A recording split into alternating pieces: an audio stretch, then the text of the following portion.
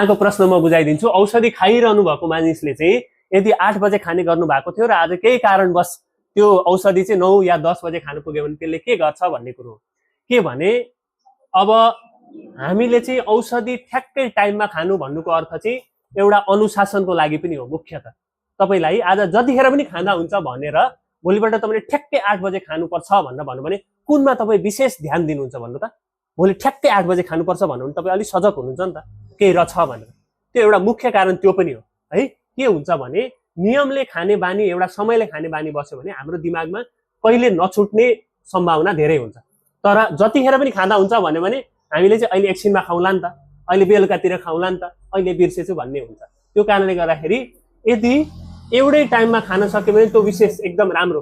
तर खान सकिएन भने पनि हजुरले सम्झेको समयमा खानुभयो भने त्यसले उत्तिकै त्यसको फाइदा भनौँ, त्यसले असर भनौँ, त्यसले उत्तिकै गर्छ। त्यो कारणले गर्दा विशेष यसको मुख्य बुझ्नुपर्ने कुरो भनेको औषधि नछुट्नु हो। समय भन्दा पनि यसका विशेष समयमा खाने औषधिहरू पनि छन्, तर प्रेसरका लागि भन्दा चल्ने औषधिहरू मुख्यतः समयलाई लिएर हुँदैन। प्राय जसो दिनको एक टाइम हो र हजुरलाई दिएको समय चाहिँ हजुरले त्यसमा अनुशासन अपनाउनु होला भनेर दिएको समय हो।